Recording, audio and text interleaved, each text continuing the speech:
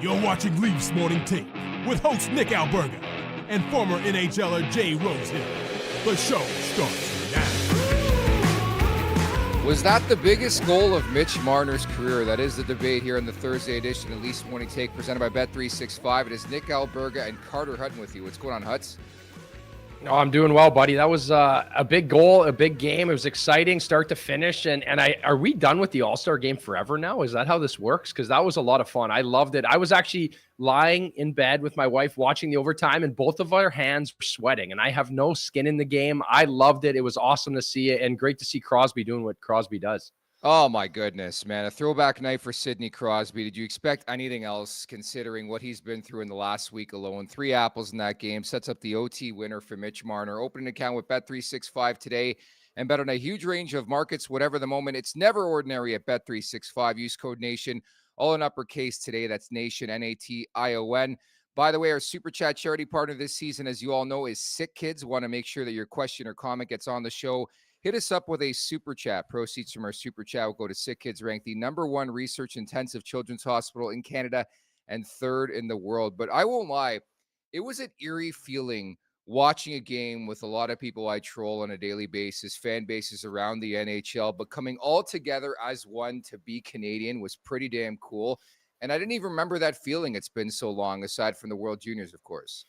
Yeah, it is one where we can all get together and buy into it. And it's a nice little subtle touch, I think, on the back of the helmets, too, with the little symbol of which NHL team they're on with the Canadian flag. And just seeing guys buy into different roles, right? Seeing guys play well. And again, I guess the dreaded nightmare of seeing injury, right? I see Cassidy standing there as Shea Theodore goes off. He can't be feeling too confident about that. Seeing that, there was that. Honestly, early on, I thought this was going to be an absolute blowout. It looked like Canada was insane. And then Sweden started to find their game, a couple leaky ones from Binnington. A lot of storylines here. I thought Marner was good. Nylander had his moments. And I think just overall an exciting start to the tournament. I think that really set the table for what we have moving forward.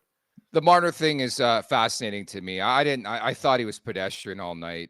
Scores in 3-on-3. I'm sorry to say it. I know Leafs fans were pissed when I wrote that on social media. I thought it was a pedestrian night. And honestly, I put it a piece today for the LeafsNation.com. I invite everybody to go check that out about how this could potentially be a stepping stone for Mitch Marner. But the more I think about it, it happened in 3-on-3. Would this happen in the Stanley Cup playoffs, Huts, is my question. No, it wouldn't.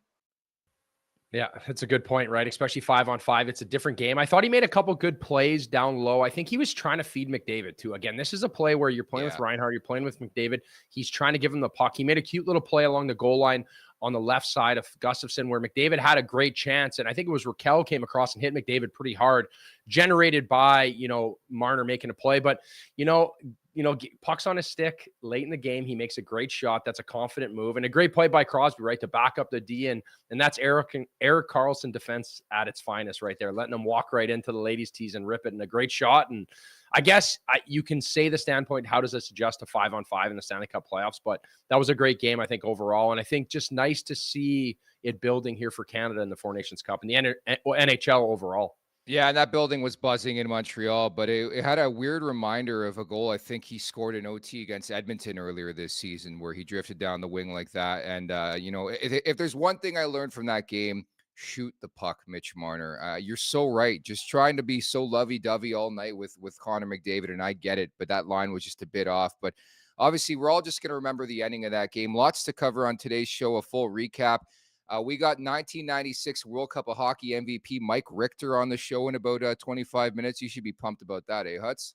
Yeah, that's pretty awesome, too. I've seen some awesome clips of him. I remember that World Cup. He was unbelievable. And obviously the Stanley Cup run with the Rangers and a USA. It'd be nice to hear his thoughts, right? I know we had Ryan Miller on one time. We got to pick his brain, and very cerebral his thoughts on USA hockey and goaltending and just the position in general. So I think for Mike Richter, it would be nice and refreshing to hear where he stands on, some of these kids that, where Hellebuck is, where Ottinger is, even now getting to talk about Joseph Woll and Anthony Stolarz with him, I think will be pretty great for us.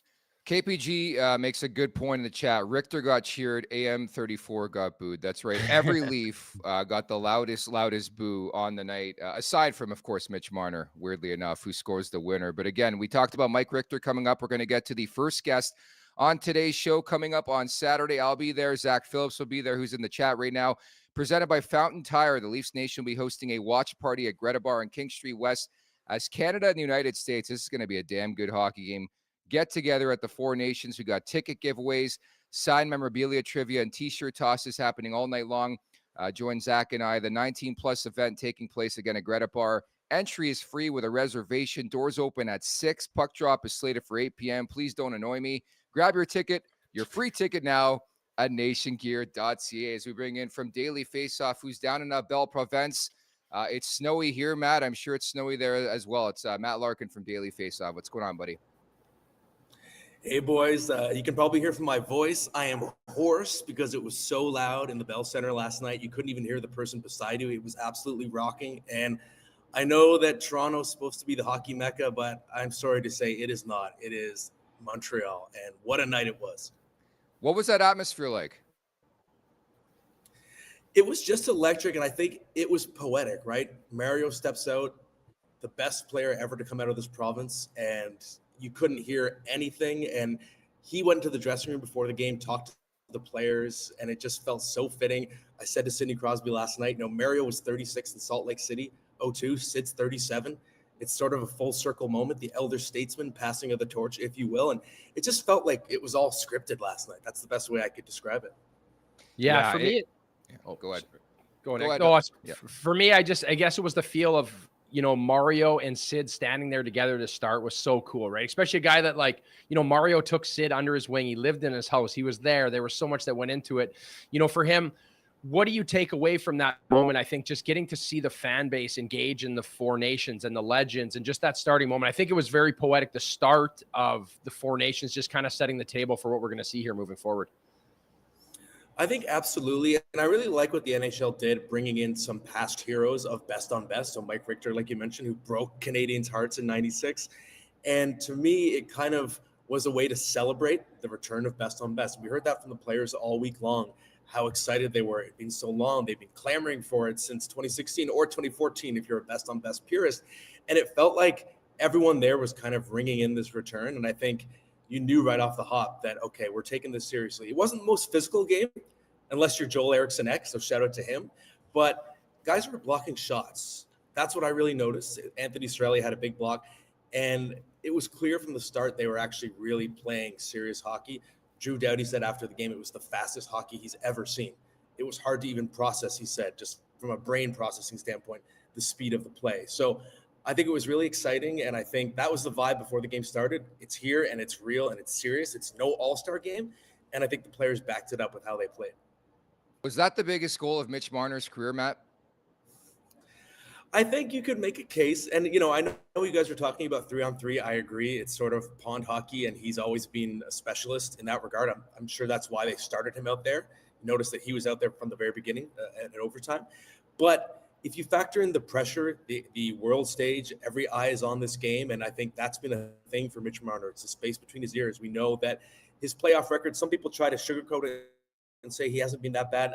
No, look at game 5, 6, 7. I think it's like 5 points in his last 19 games in games 5, 6, 7 over the past 5 years. So we know he grips the stick tightly when the pressure's on.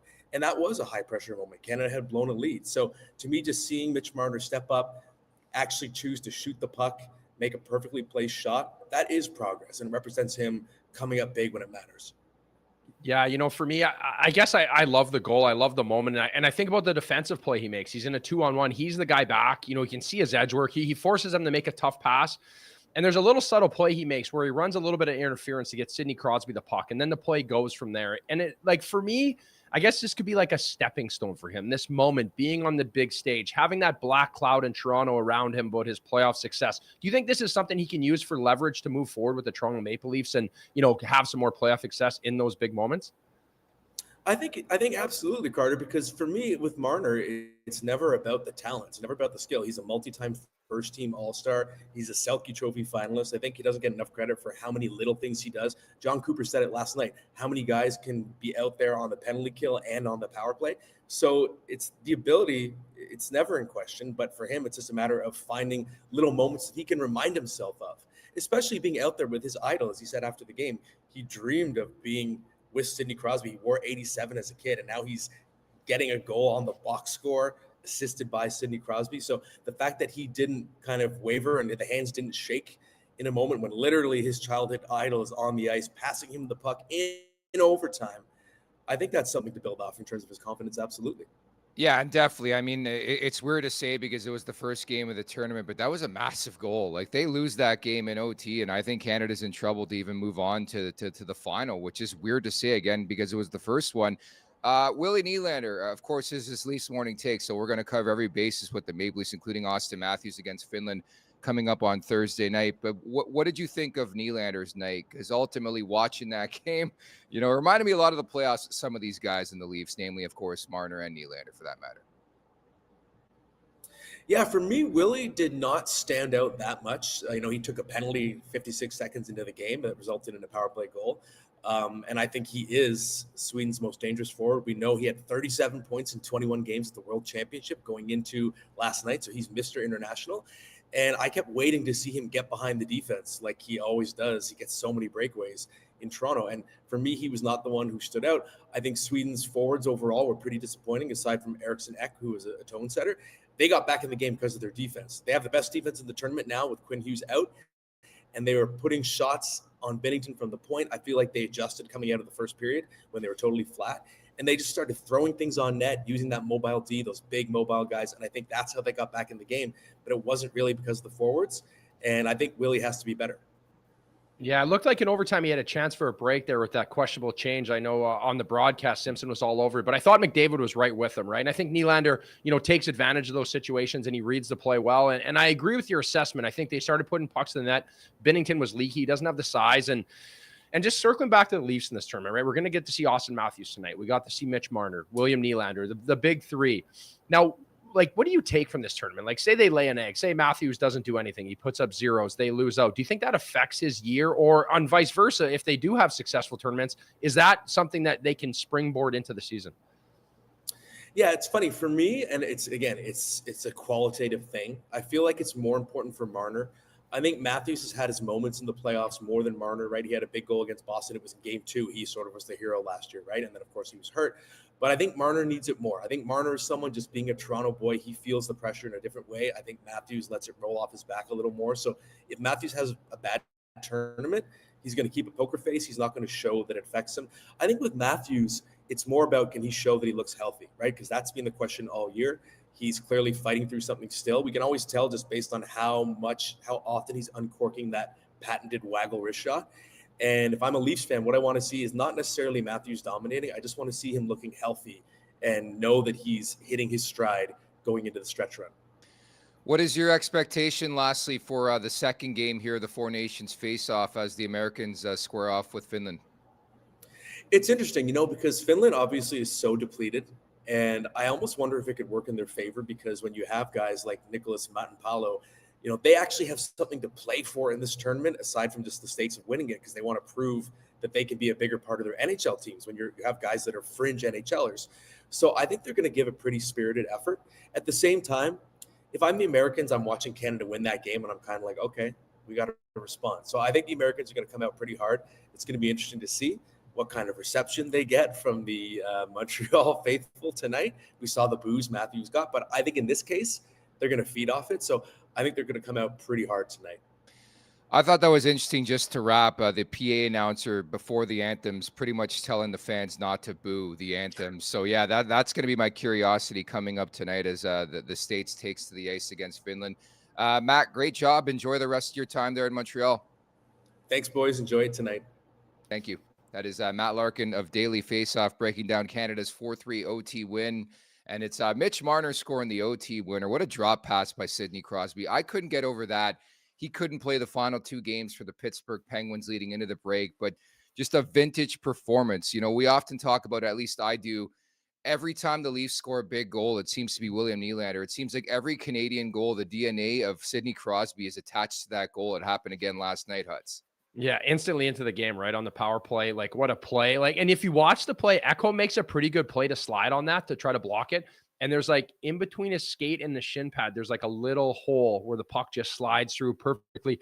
And it's not just a hope play, right? They show the awareness and he hits McKinnon right on the tape, right? Which is unbelievable. And then on the other one, even Stone's goal, he right away, he gets on his horse, he drives that puck down low, and then he does what he does. He's just so big and strong. He just puts Brodin on his hip and just turns around, makes a great pass, and Stone finds it. That was one a bit, I think, questionable from Nylander. I think he needs to do a better job of finding Stone in that play. But for Sid, I think it was just an unbelievable game. You know, I think there's still going to be a lot of storylines. I think Marner was good at times. I think just finding that rhythm in the game, right? And I think for him, it's a little trickier because you're playing with McDavid, a guy who has so much speed. You're trying to kind of almost get out of his way at times, right? You're trying to let it evolve as it goes. But I thought, honestly, it was exciting. And I know they told us, I thought this was funny, though. They asked not to boo the national anthems, but how bad were both of the national anthems? Oh, I thought, like they were both horrible. Like, I was like, hey, I know we're not supposed to. I literally made a joke to my kids, like, I know we're not supposed to poke fun at this, but these are both rough. Like, even the girl singing "Oh Canada," awful. I thought was brutal too. Dude, I don't know where they find these people, and that's my bigger take on Leafs Morning Take today. It's not about this whole political agenda. It's more so like, if we're not going to find people who are legit singing these anthems, I don't want to hear the anthems. I'm sorry. 100%. I'm all for like giving people chances and like spreading the wealth. Like, it can't be all, but like you have to be good at what you do. That was so bad. I thought Celine Dion was going to come out. I thought they were going to have like a heavy hitter coming out, especially in Montreal. And like, I thought it was so bad, even though Canada. So that was a tough one. And the Swedish one, I don't know what was going on there either.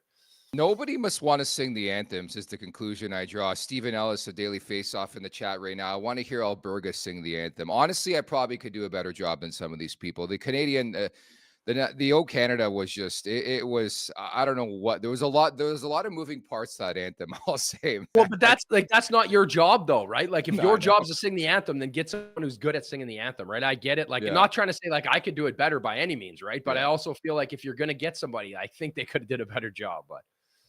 Diz K writes in, ask Hutton if he goes to Adin Hill next game or sticks with Binnington. Hold that thought, because firstly, I want to tell you about the first ever TLN Nation vacation. It's just around the corner. We're headed to Nashville from March 30th to March 20th. That's Sunday, March 20th. March 20th to Sunday, March 23rd for the first ever TLN Nation vacation in Nashville. We're looking forward to this trip. In addition to supplying your ticket to the Toronto-Nashville game on the Saturday night, we'll be hosting a live podcast for all of you at Love and Exile Winery and Bar in East Nashville. We'll do a winery tour as well.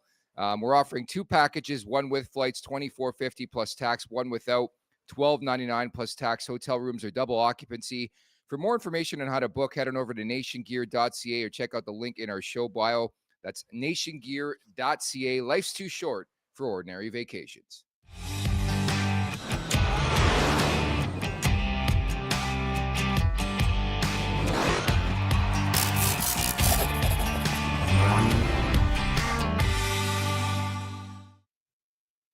So as mentioned, we got Mike Richter coming up in about 10 minutes here at the Leafs Nation 401 here on YouTube. Hit that like button, hit that subscribe button. Leafs Morning Take, wherever you find your podcast. Make sure to leave us a 5-star review.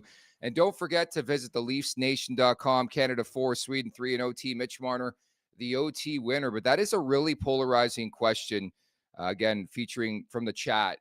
What do you do in between the pipes for game 2? Because we all knew this convo was coming, and, well, it took 2 periods.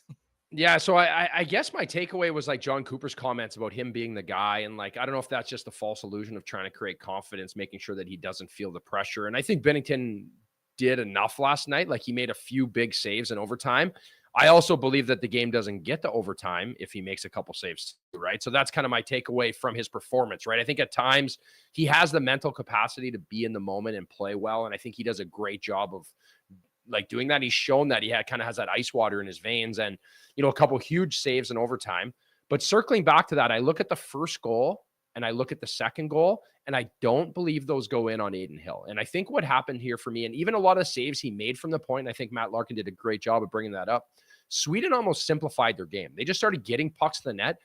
And I thought Binnington made a lot of saves last night from the point where he looked small and he looked spread out and he looked like there was a lot of holes, right? When I watch Gustafsson, I don't necessarily feel the same way. He seems like he shifts and he's bigger in the puck. Now, making that transition, I don't think Canada's going to give up a lot of chances here. I think Sanheim's going to come in. He's going to not miss a beat. The guy can play a lot of minutes. He can play well. Their D is going to defend hard. So for me, it makes sense to give Adin Hill a game because I think he is a bigger goalie. If it's going to be structured, if that's what you're going to give up, you're going to give up shots from the point.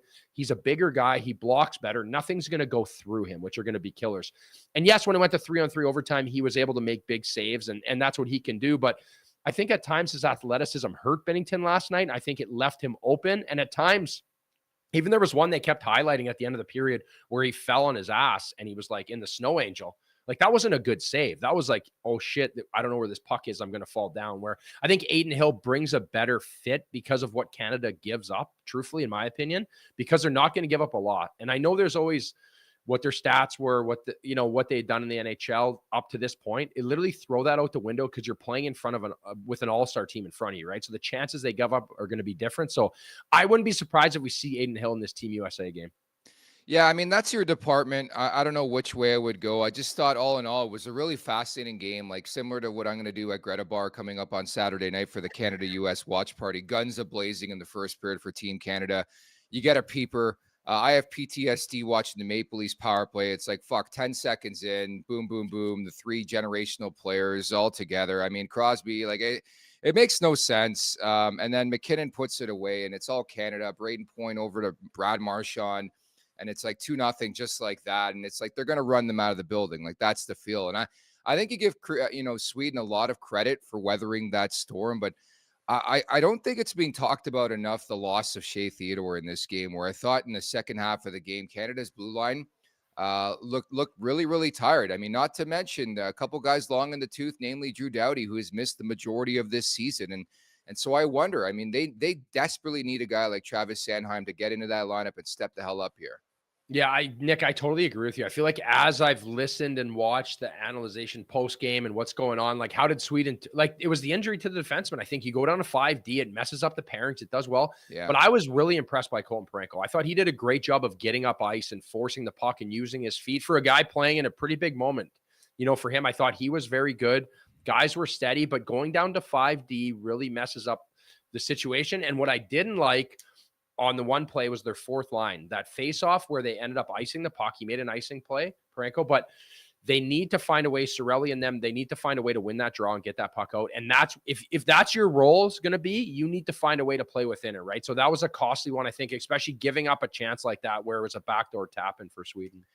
At the Leafs Nation 401, hit that like button, hit that subscribe button. Again, we're about 5 minutes away here from Mike Richter, the 1996 World Cup of Hockey MVP, an American. I want to get his thoughts, of course, on Austin Matthews as well. I thought that was kind of neat, the pregame festivities and ceremony, but I just don't need these 8:25 Eastern puck drops, man. If you tell me 8 o'clock, I want to show up at 8 o'clock and I want to watch that puck drop in 4K. But again, I bitch about everything, so I'm probably the wrong guy to ask.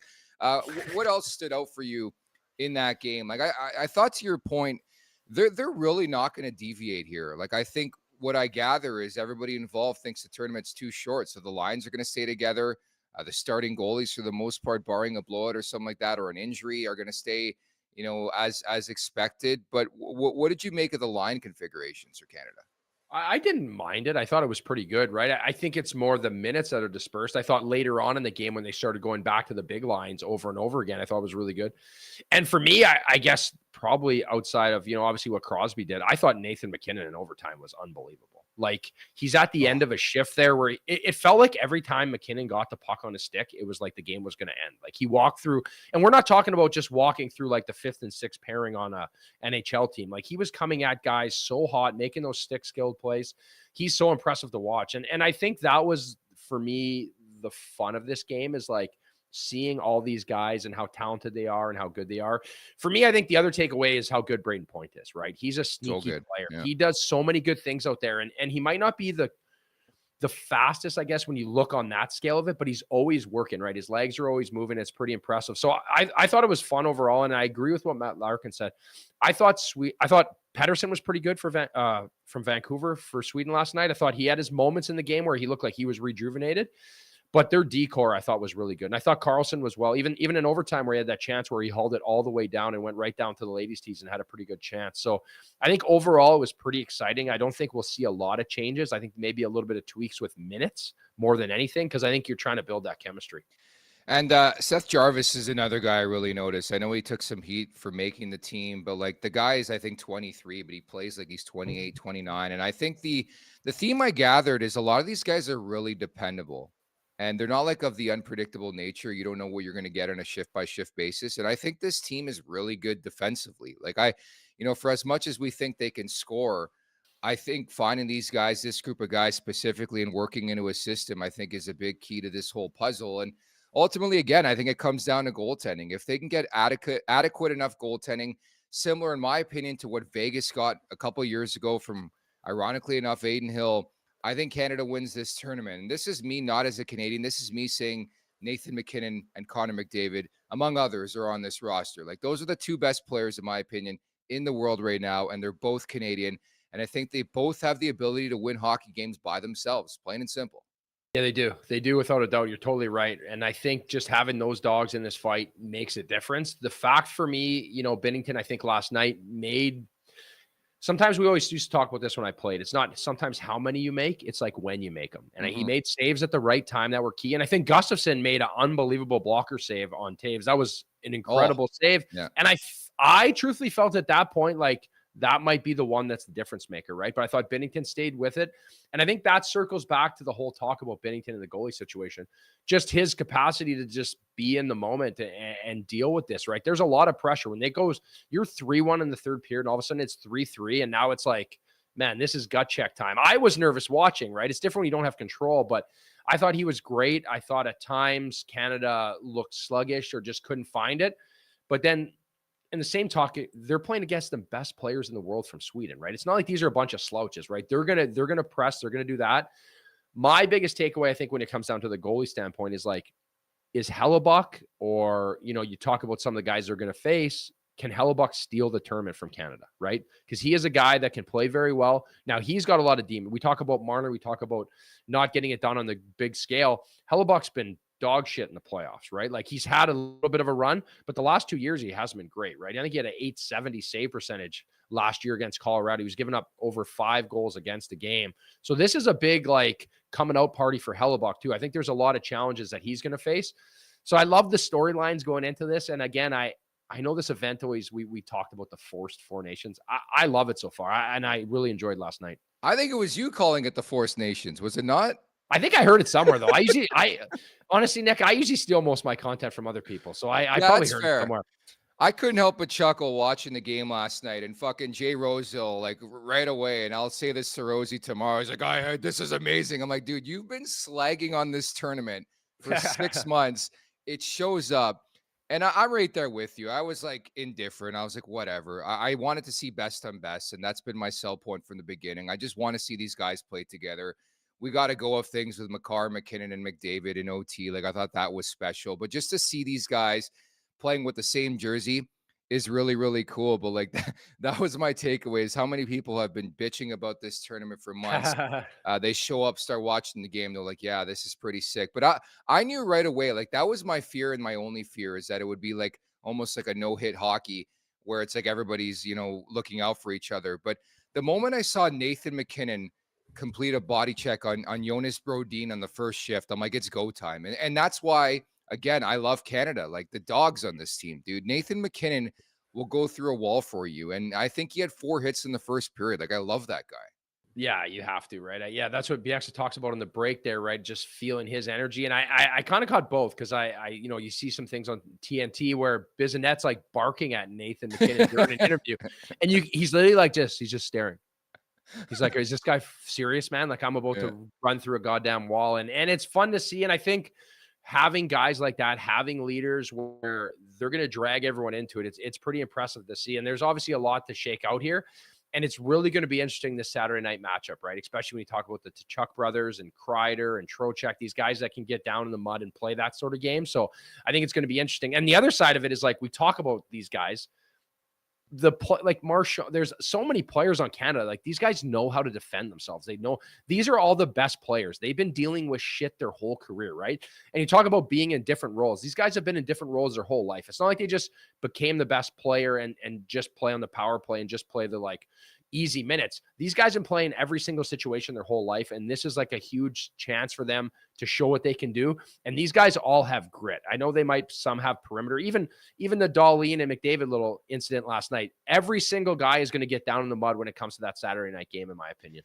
Yeah. And coming full circle, I wasn't kidding when I said I do think it could be a stepping stone moment for Mitch Marner. I was excited finding out Marner was going to be on this team, not because I think he's a special talent, but because I think he gets to rub shoulders.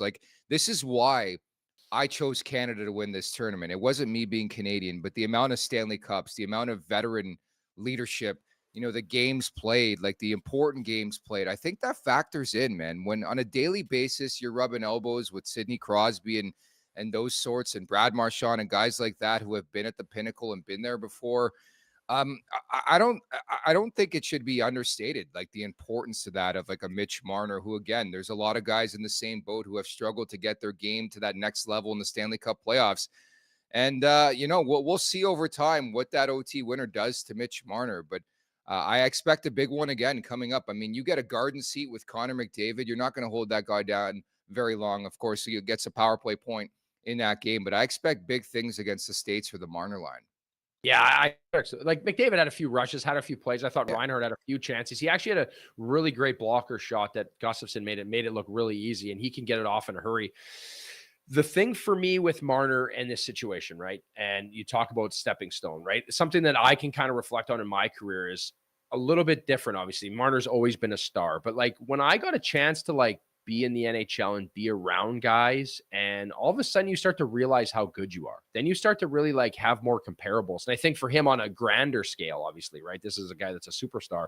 For me, I never had that problem, but just getting a chance to be in the NHL and play with guys and then being like, man, I can do what they can do, right? You start to build confidence. So now on the other scale of it, Marner's in a situation where he's with McDavid, he's with McKinnon, he's with Crosby, he's with all these guys that he looks up to that have won Stanley Cups, that have won Hart trophies, that have done it all. And now he's like, I belong here, right? I'm that good. I can play with that swagger. So I think it's another little feather in his cap and another experience to draw back upon where, so now they're in the first round of the playoffs and they're in game 7 or whatever moment they're in. And he can look back on that experience he just took down last night in the Bell Center in Montreal and be like, that's another little stepping stone, another foundational block to have more confidence in these big moments instead of like, we talk about him maybe gripping his stick a little bit too tight and trying to do too much in those big moments where maybe that's something mentally that he can draw upon, which I think is very important for a player.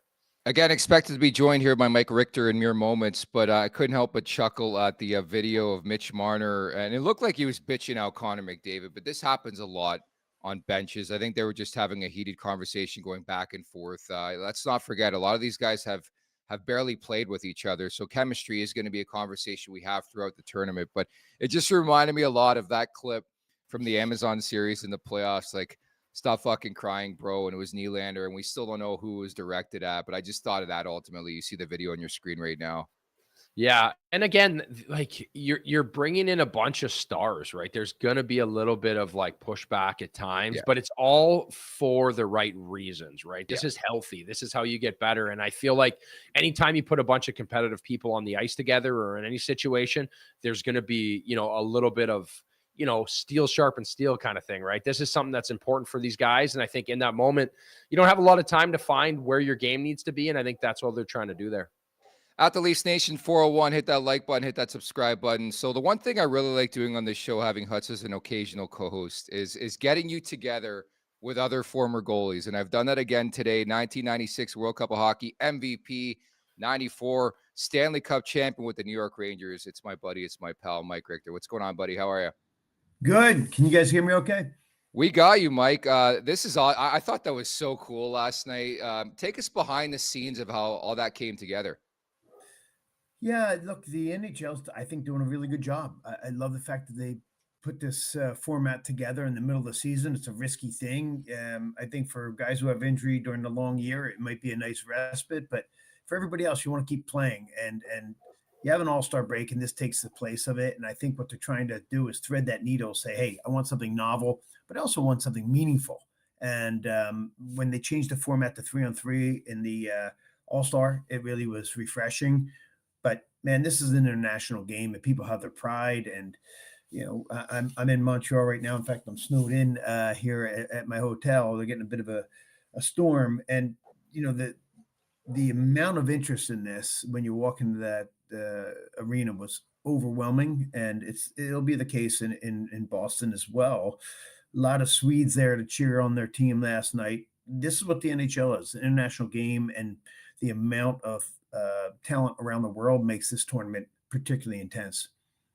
Yeah, Mike, obviously great having you on, and an honor to get to talk to you. I know he talks about former goalies. For me, I kind of have that imposter syndrome when I get to talk to a guy like Mike Richter. So it's pretty cool. And, obviously this is a cool moment. I think last night getting to see you on the ice and with all the other legends and then the young stars, the captains, take us behind the scenes a little bit. What was involved in, getting to be a part of this, and how were you chosen? And I guess it's just such a cool thing seeing all you legends out there with everybody. Yeah, and I guess I didn't really answer the first question. Is the NHL saying how do we set this up? How do we make some kind of connection to what the heck this thing is? And having people that played in international competition that are actually obviously representing their country, and then have notable careers in the NHL.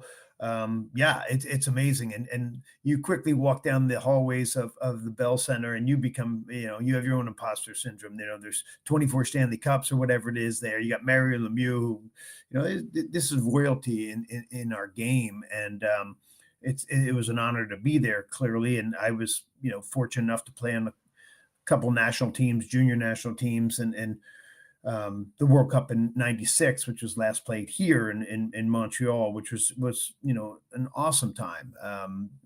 It was at the beginning of the year, not punctuating through the season, but the big question then, as it is now, is are the guys going to take it seriously? This isn't quite the Olympics. How do you get these guys revved up? And I can tell you, about 15 minutes into the first practice, we were dialed in. It was unbelievable. You're starting in the middle of the summer, so the skill set's not quite as high as it would be, in February, but they asked us to just join and kind of have that, that thread from competitions past to now. And I think it was pretty seamless. It was a really cool moment. Did it bring back memories? Like, what went through your head as they call you out there on the ice? Yeah, we were laughing in the room before going out. I guess you like the booze, because as Timo Solani was saying, that means you're doing something right. So look, it was a really interesting thing that you can turn off that hatred valve quickly, right? I played against Mass and Leachy and I were on the U.S. team, both Rangers, playing against Mark Messier, Adam Graves.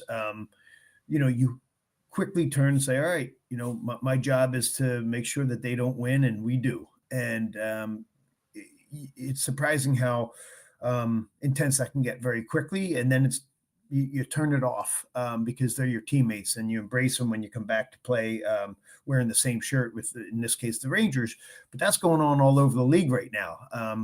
You got guys blocking shots. Hedman took a drive yesterday, and you got guys sliding in front of it. They play on the same damn team. Nobody wants to get hurt out there, but you do want to win, so you're going to sacrifice yourself. And I actually was talking to Billy Guerin last night for the U.S., and he just said that the guys were so excited to play the game, and that's exactly what you want to hear. This is a game of passion, and when you're representing your country, you have a big motivation to do it right. And so these guys are professionals. They're going to go out there and play as hard as they possibly can. Look at Sid Crosby. How unbelievable is this guy? I mean, just such a treat for our game to have somebody that amazing after, that kind of torch passing from the Mew in Pittsburgh to him.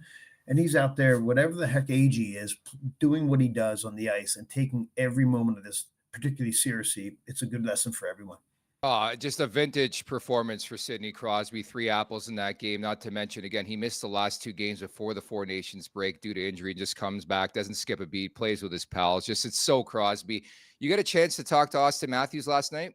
I did, and he just honestly just couldn't be more likable. He's just he got a big boo when he came out here, and there's many reasons for he's a Toronto player. He's an American. There's just all kinds of good reasons to boo if you're a Canadian, but there's a lot of reasons to cheer. This kid is just 4 goals in his opening game as a pro. Every time I watch the damn highlights, this guy's doing something special. And he's a likable guy. He seems to have respect from around the room. If you're a hockey fan, you got to love him. Yeah, you can boo when he's got the other flavored shirt on, but just, there's a guy I was saying last night, I'd pay to watch these practices right now. These guys are that good, and to see all that talent on the ice, and he is one of the guys in the world that leads the charge. It's an honor to be out there on the tarmac with him. Yeah. What did you think last night about the game in general? Just like Team Canada's game, where it's at? Like it's such a unique tournament, right? There's such a short window to get ready. You're bringing guys in together, and I guess what's your takeaway? Someone that has experience, who's been in these sort of situations. There's no hesitation. There's no feel out, right? Swedes have such a good team and played such a good team game. Like, wow, there wasn't a lot of shots going on there for a little while, but that creates its own kind of challenges. Like, I thought Benedin did such a good job in net. Tons of pressure on him. Go in there and make sure you don't lose. Like, they're expected to win, and so I don't think he had a shot in the first 12 minutes or something like that. But then when they come with, these are skilled players, so they're gonna come. And he made 2 saves in overtime that gave them a chance to win. Like, I really thought he played unbelievably. I thought the Swedes did too. Once they got their legs under him, you take a penalty against this Canadian team, which really is going to influence how tentative you might be or how aggressive you should be. And that passing is ridiculous. So it looked like the Swedes could have been run out of the building in the first 5 minutes. But they're a great team. They're a patient team, and they came back and almost won the game themselves. So I just think it's going to be these punch, counter punch all the time. And the momentum does shift. Like, you could feel it in the building. Like, oh my God, they scored that second goal, the Swedes. And you're like, wow, we have something going on here. They scored the third, and it quieted the crowd. So there's too much talent out there for someone just to get rolled over, for sure. But I think it's all just no goalie, no team, no special team has a moment to say, we're going to come around with our system in a couple weeks or a couple periods. You have to be ready to play immediately. In support of Sick Kids, KPG sends us this super chat. Really appreciate it. He wants to know your favorite memory for the 1996 World Cup of hockey. Man, there's too many. This is going to be a little bit of a weasel answer, but there's too many to have one. Of course, winning it is what you're there for. But I will tell you that I mentioned Billy Guerin. He was a big part of what my special memory is back in '96. Just the camaraderie, the players. You have to go from rivals to a family very quickly, and even more so now. And they're doing that. They're finding ways. Guys that compete all the time, statistically, head-to-head in games, they have to embrace each other as a family. And the quicker you can gel as a team that supports one another and takes different roles than you might normally have. That 3-on-3 last night, you have guys sitting on the bench with how many points? You have to be able to figure that out and do it with a smile. And we on that 96 team came together so quickly and had so much support for each other that that was, I think, the difference maker in these tight tournaments where everybody's loaded with talent. You have to figure out your character, and you have to figure out how much you want to win for each other very, very fast. And to me, every one of those guys are great friends on my team from 96 because we found a way to figure that out in the locker room, and is led by Billy and Kachuk. Both those guys were so much fun to be around that we enjoyed coming to the rink every day, no matter who we're playing or what the situation was. Now, Mike, I know you're a leader, and I know you deflect it, right? And you talk about the team, but you were the MVP, right? You were the MVP, and I remember watching you, and it was unbelievable. And we just need some clarity about your MVP prize, your winnings. And do you still have it now? It's a great question. Somebody asked me, I had to think twice.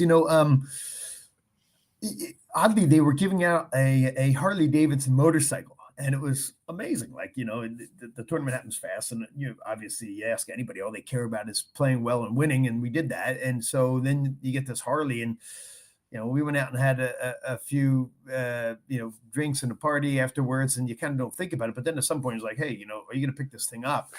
And I remember Mess going, hey, buddy, you don't get a second chance on one of these things. Why don't we think about giving that baby away? And so, we did. We auctioned it off for the New York Fire Department, which was really cool. They gave me one of those, FDNY hats with 35 on it, and we created some money for a fire department fund, and it was great. People bid it up higher than its normal cost because the charity was a really worthy cause, and it was a nice thing. I didn't crash. Someone got a cool motorcycle, and there was money made for a charity. So all of it was good. Man, it's amazing. I've been waiting like almost 30 years to ask you that question. I remember Don Cherry bringing it up at Rock'em Sock'em that you won a Harley. And all these years later, I get to ask you that question. We'll leave with this. It is a goaltending conversation. Yep. I would love for the Americans to donate a goalie to Team Canada, by the way. But I want to just get your opinion on the state of U.S. goaltending in general. And of course, the team we cover in the Maple Leafs have a pretty strong 1-2 tandem right now with Anthony Stolarz and Joseph Woll. Well, I mean, I think it's kind of a microcosm of Canada generally. Look, they've dominated the elite players in the world forever. And, when you're the king, you can't go higher than that. You're going to have people chip away at your market share, if you will. And that's happened in terms of forwards and defense. You get guys coming out of Latvia and Germany and all over the world that are learning the game and increasingly becoming great players at an elite level. And that has happened. It seems funny, though, when you talk about goaltending, it's almost, you think about Canada's always been that dominant country, and then Quebec, especially Marty and all the great goalies that have come out of there, Patrick Roy. I mean, it's incredible. But then, every country has seemed to take its turn. Finland, the Swedes, obviously, and they don't go away, but it just might be an emphasis. And right now you have a good, really, really strong stock of American goaltenders. I don't think there's gaps in any team. I got to be honest with you. Only one player is in the pipes on any given night, and it's just a matter how good is he going to play that night. No one in this tournament is not a good goaltender, and all of them can steal games. Who's hot at this moment is all that counts. You're the best. It's been great catching up, Mike. Get home safe. Appreciate your time today. Enjoy the tournament, okay? Thanks, guys. Yeah, great to talk. Thanks for having me on. Our pleasure. The one and only Mike Richter, man. Just I still remember that episode of that Rock'em Sock'em way back in the day, and just talked about Richter making save after save at the World Cup of Hockey. And it's like, here we are having that conversation. Kind of cool. I know. I actually was going. So I played in Rockford. I was with Chicago. Mark Bernard was our GM. He played in the East Coast for a long time. Mark Bernard was great to me, and we actually used to go in, and I used to watch clips of Mike Richter. He used to pull it up, and it's where he'd been making like 5 or 6 saves in a row. It was awesome, right? And that was like early in my career when I was trying to find my identity and like figure out who I was. So I actually would use video resources a ton to like watch guys in the way they compete or like certain things, and I just loved his battle. It was unbelievable. And that World Cup, I remember watching that as a kid, is like a staple, how good he was in that tournament. So it was pretty impressive and really cool to hear the story too about the motorcycle and then donating to charity is so cool and very well-spoken and well-rounded guy. So someone I think that paved the path. You look at all this USA goalies, like this is a guy that paved the road for a lot of these guys to, be good in the position now. Yeah, definitely. And I know I'm getting some heat in the chat here. Everything okay with my mic, by the way, Huts? We good? Yeah, I think you're okay. You broke up a little bit there on your last little question, Mike, but I feel like they're just not on you, buddy. You can't slip up, buddy. Yeah, I know. No, but the folks in the chat more so about my take on Mitch Marner. Was that completely off base that he had a quiet night and had a good finish in OT? Like, how did you interpret Mitch Marner's night? No, I don't think quiet. I feel like also to the same extent, like he's not going to be able to do the same things he can do in an NHL game on this sheet too, right? This is a different atmosphere. It's a different animal. And I thought at times he make some nifty plays, right? I think where he attacks guys triangles and it was twice along the wall and a few defensive stick skill plays I think is impressive. But again, it's going to take a little bit too. I think you're playing with Connor McDavid. You're playing with Sam Reinhart. Reinhart's a different player. Reinhart's a smart guy. He moves around the ice. He's not as fast as McDavid. So I feel like there is that adjustment of like not getting in McDavid's way as well too, right? This is a guy that wants to fly through the neutral zone. So I don't think it's a horrible take by any means, but I also feel like you're hard on him. You're going to keep him honest, which I respect though. Yeah, I mean, it's only fair. Again, like I think watching that game, I just got a lot of PTSD from the Stanley Cup playoffs. And I get it. It's the first game of this tournament, but it was a lot of perimeter hockey. Like sometimes you can't be too pretty. Like I was watching a specific shift in Braden Point, like just north-south, man. Get it in, chase after that puck, chip it out. Like it's just simplifying the game makes too much sense for me. And then just watching a lot of what I saw from Nylander and Marner in that game. And again, I'm taking nothing away from Mitch. I called it a potential stepping stone goal for his career, but like you can't miss things. Like it happened in OT where there was ice, but the problem is you get to the playoffs, Huts, there is no ice out there. You're not getting 3-on-3 in the Stanley Cup playoffs. So at the very least, this is a good practice, a good opportunity for Mitch Marner to play meaningful hockey, big time games. He scores a big goal, but he's got to find a way to create when there's no ice out there. Yeah, he does, right? And again, I think you make a good point of the fact of the matter is it's almost like we just turned on playoff hockey, right? You go from like a skill base And I do always struggle with that concept of like, you have to play a certain style in the regular season to get points and win and score. And then all of a sudden it all transitions come playoff time, right? There's way more stick work. There's no space. And I think that's where you're getting right now, especially facing a decor like we just saw last night with Sweden. So I think it will be interesting in that USA game because they don't have the big bodies like they do in Sweden, right? Like you're talking about Hedman and Ekholm and Brody. And these are guys that play like big minutes. They're rangy. They take up space where I don't think the USA has that big size, right? I know they lost Quinn Hughes, but again, I just think it's going to be a little bit more space. It's more going to be a speed game in the offensive zone for Canada to try to create against USA. So be interesting to see how Mitch does in that game.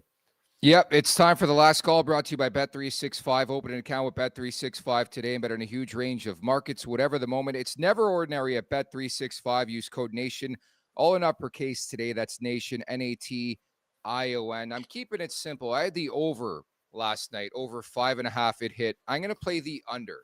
And it's more so because I think the only way Finland can stay competitive in this tournament is by trapping the hell out of this tourney. So I like the under 5.5 tonight.